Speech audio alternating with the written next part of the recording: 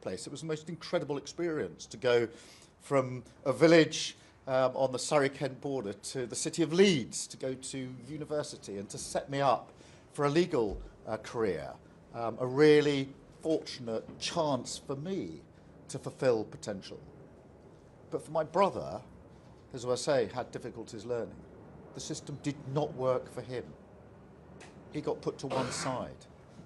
He got forgotten. He didn't get the support that he needed.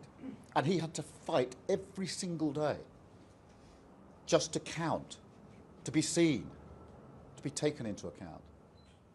And one of the things that's etched on my mind is something my dad said to me over and over again when I was growing up. Because as I was going through the system, he said to me, "You're not doing any better than Nick, your brother. Nick is doing just as well as you." Because he wanted to instill in me that everybody should have the same chance, that everybody should be gauged by their own ability and have the ability to have that push through. And we need to do that now. Now, it's got better. I don't doubt that from when I was growing up. But is it really true? Do we put equal worth into children and young people who don't want to go to university? Do we really, really value apprenticeships in the way we should? I think apprenticeships are brilliant, by the way.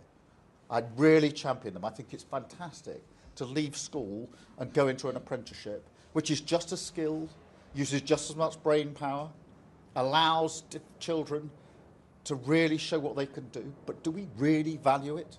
When we talk about what our children are doing, do we really value and talk up apprenticeships in the same way? Because I don't think we do. I don't think that we do.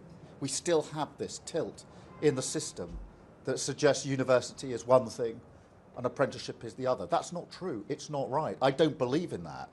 And we need to level this up. We don't believe enough in work, the power of work, what people can do at work. We don't talk this up enough.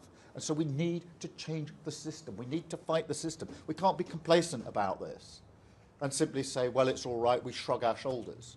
We've got to fight, fight, fight for the children and young people who need our assistance to make sure they can go as far as their potential and their talent and their ability would take them. So we're fighting for them. And we're about to do a white paper, which is where governments get to set out their proposals about how we make education more inclusive so that every child gets that chance, whatever their background and whatever their ability, they get that chance to go as far as they can on their own abilities and their own talents. So that's what we're pushing forward. And I want to talk about another aspect of challenge for children and young people, and that's social media. Now, confession, I have two teenage children. My boy is 17 and my girl is 15.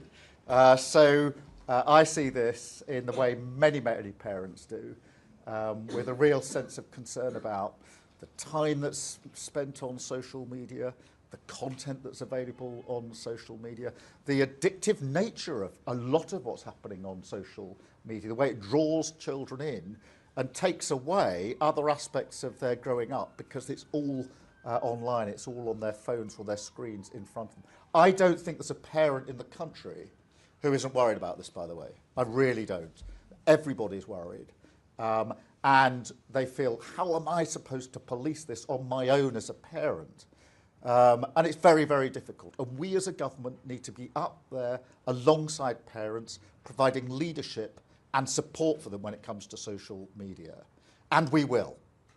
Now, we've already announced that we're going to do a consultation on banning social media for under 16s. And that will start very soon. But I'm really clear, the status quo, things as they are now, is not good enough. Nobody can make the argument that things can be left as they are. They can't, they're not protective of children, and we intend to act. But what we're doing now is taking the powers available to make sure at the end of that consultation we can move really fast. Because what can happen with governments, you saw it with the last government, we had an Online Safety Act, which is good because it restricts what's available online. The trouble is it took 8 years from the original idea to get to an outcome. We can't have 8 years when it comes to social media and whether we ban it or massive restrictions in place. So we've taken the powers now, we're taking the powers to make sure we can act within months, not years. We also need to act very quickly, not just on the age concern, but on the devices and applications that mean the sort of auto-scrolling, the constant gluing to the machine, that you can never stop scrolling and it just encourages you, or that one thing follows from another. We have to break that habit to stop the addictive nature. We also need to do with AI bots. This is something relatively new, and we saw with Grok. Did you see the thing with Grok just the other week? An AI bot that allowed you to instruct it to undress people. And it did. It was disgusting. Absolutely disgusting. And we went into battle on that because I thought this is not good enough. We went into battle, we made the necessary steps, we threatened action, and we won that battle in relation to Grok, but we've got to do it with all AI bots, and we will do it. And we can do that by amending some of the legislation that we've already got in place. So that is where we're going with this. That is what we need to do. The status quo is not good enough. We need to protect our children, and this government is making protecting our children a #1 priority. So whatever is necessary in relation to social media, we will take those steps because it's been talked about for a long time. As I say, there's not a single parent in the country who isn't really worried about this, and many more besides.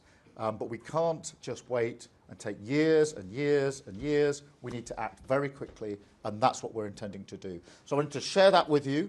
We're going to now take some questions from some of you. Then I'm going to take some questions from the media, and then we're going to have a cup of tea, which will be very nice. So anybody got a question? Just, yes, madam. Hello, my name is Ali. I'm with the NSPCC and the Voice of Online Youth. The NSPCC do a lot of work around harm reduction and harm prevention. We are just wanting some clarification on the government's plans for that in regards to. Yeah, I think there's two elements of that. We've got the Online Safety Act. That is a good thing. Took 8 years to get there, but it is a good thing. We need to make sure that's used properly and to full effect, because there's more we can do with it, and we need to amend it in certain places, because one of the difficulties here is that the technology moves on so quickly that the legislation struggles to keep up, which is why for AI bots, for example, and chat bots, we need to take the necessary measures. So that's the one route. The other is, what more do we need to do? This is where we're looking at access for under 16s. Should it be banned altogether? Should it be much stricter content control? And what goes with that, by the way, is how do we make sure children don't operate to get around the rules? Because I think it's hardwired into the job description of children, isn't it? That if there's a limit on when you can do something, the first question will be, how do I get around that? And there are VPNs which can be really effective in relation to that. So all these measures need to be taken. What would you say, madam? I think the policy ideas around preserving the child's social media after their death, to see in relation to how social media access for them may have affected that, sounds really strong, and that's great for harm prevention after the fact. But here at the NSPCC, we really want to focus on harm prevention before something so tragic like that would happen. Completely. And that's where we need to be, in the preventative space, rather than the after event. And we're sort of in the after event space at the moment far too often. Anybody else with a question? Yes, sir. Hi, my name is Saurav, and my question is, as someone who uses social media responsibly, how would this affect us? I think, look, social media, of course, can be used responsibly, and there's a lot on social media which is really good in terms of what people can access to expand their horizons. The question is, one, at what age should that be available? Two, what's the content control? Because at the moment, you can access the good stuff and you can access the not so good stuff, the pure, the harmful stuff. The Online Safety Act helps with that. I think even in relation to the good stuff, to be honest, some of the addictive features on social media that mean you never stop scrolling, or once you've watched one thing, another thing comes up and you're on your screen the whole time. We need to look at that. Because even if it's good stuff, the question is how do we get people off it and not simply on their screen the whole time. And it's not just the addiction to the screen and what's that doing to minds and ability to communicate with other people and concentration generally. It's also at the expense of the other thing that children might be doing, playing with each other, being outside, doing the things that you might expect children to be doing. So nobody is saying there's no good in social media at all. Absolutely not. We use it as a government. And it's used in education, and that's understood. The question is, how do we stop this obsessive behaviour, and what are the limits of at what age you can access things? Other questions, please. Maybe this side. Yes, a young person. This is good. We're saying what should happen. This is the most nervous question I've got now. Good morning, Prime Minister. I'm George. I'm 17.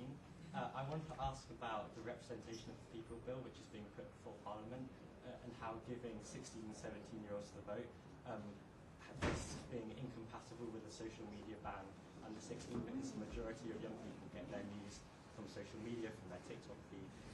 So I wanted to ask, what provisions will the government put in place for citizenship education in schools, for example? Well, a lot bound up in that. Firstly, I'm a big advocate of votes at 16 and 17. At 16 and 17, you are old enough and mature enough to make a decision about a government that ought to be and will be a government for you. So it's really important that we have those votes.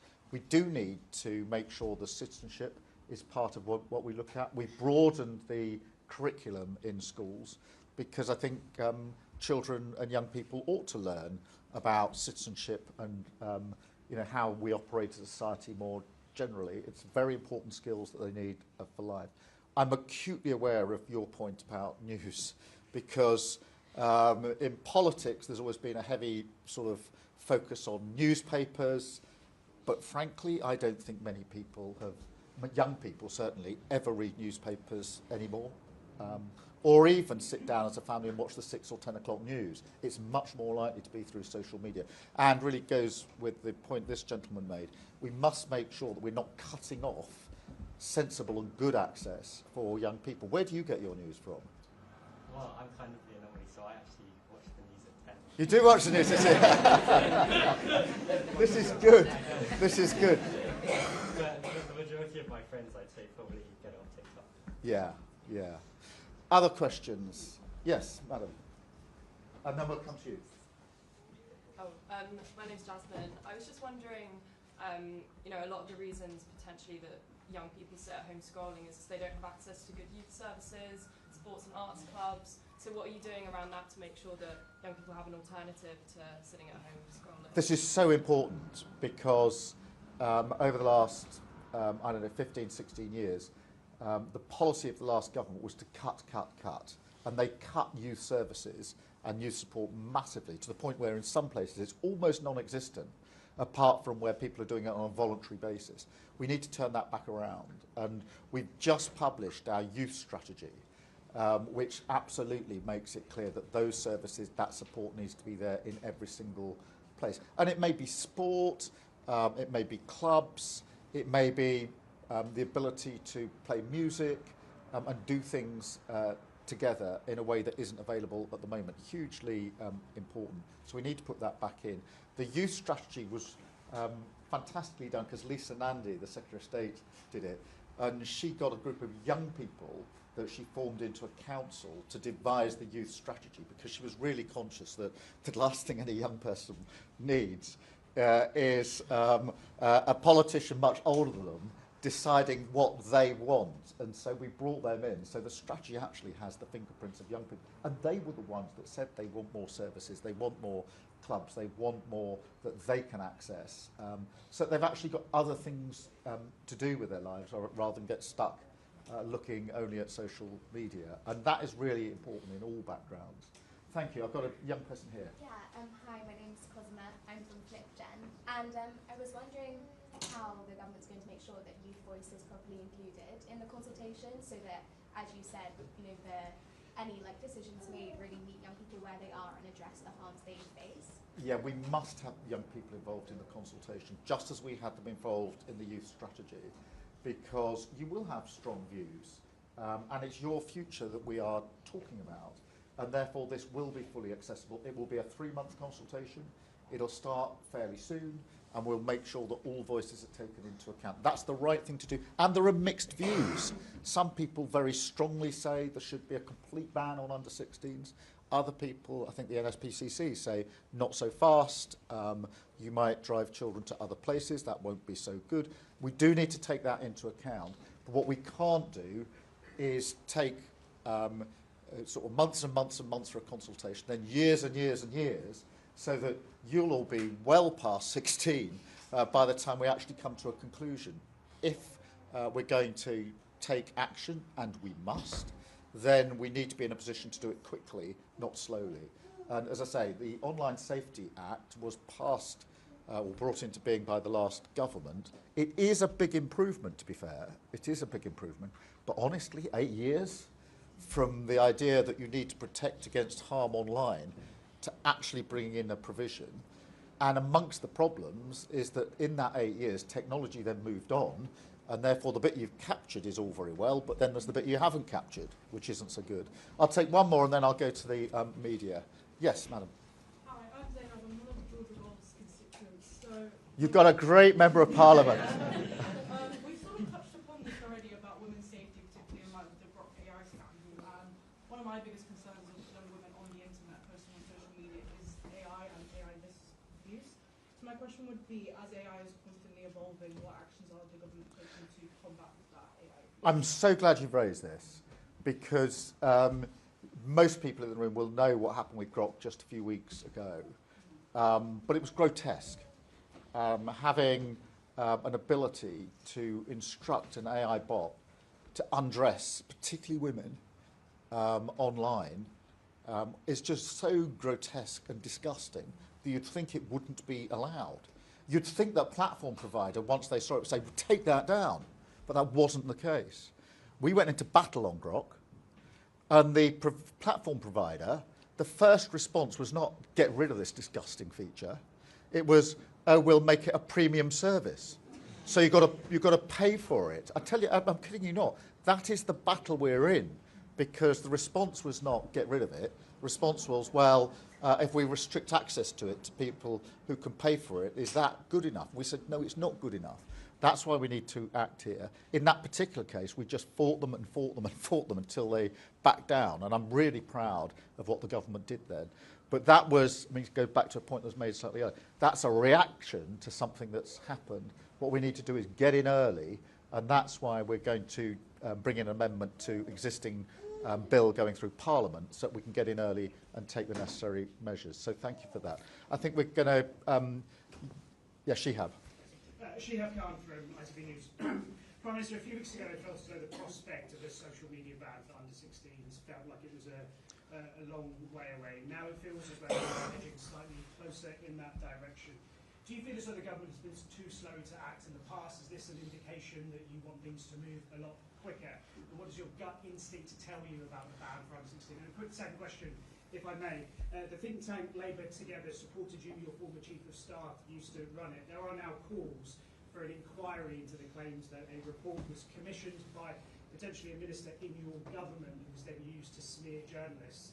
Will you answer those calls and will you launch an inquiry? Firstly, on the question of social media, look, we need to go at speed. And that's really, if there's one takeaway from what I'm saying this morning, it is we need to go at speed.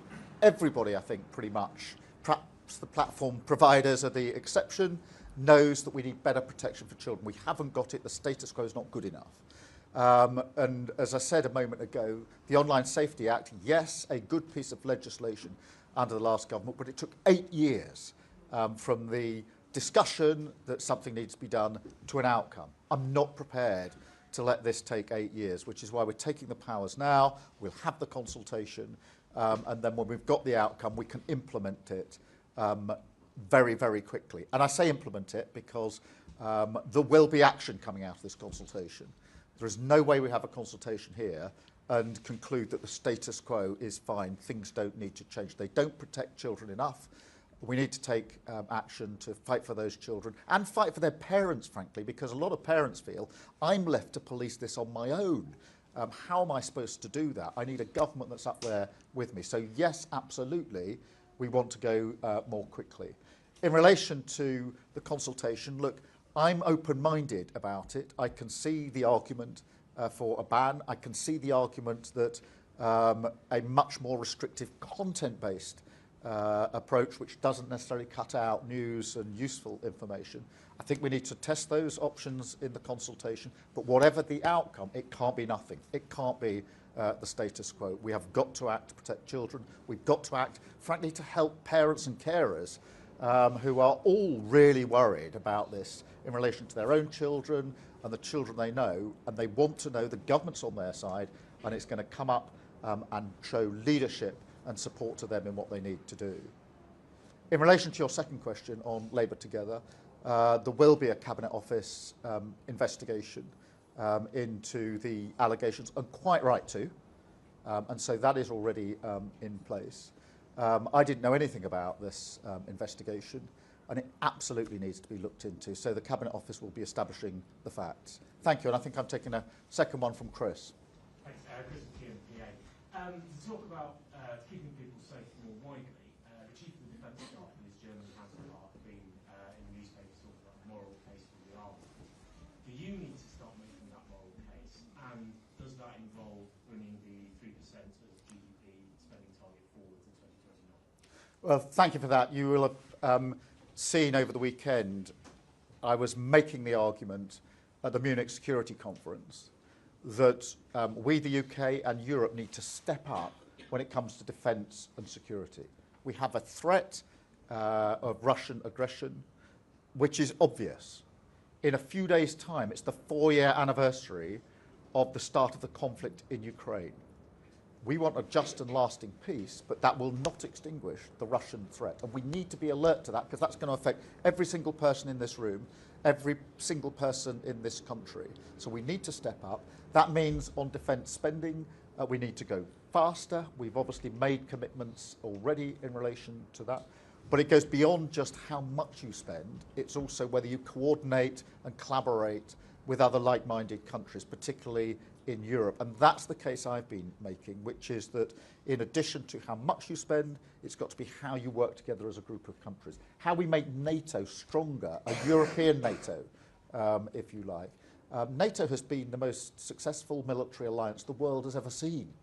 Countries which across the continent used to be on the battlefield against each other for centuries now stand together ready to defend each other.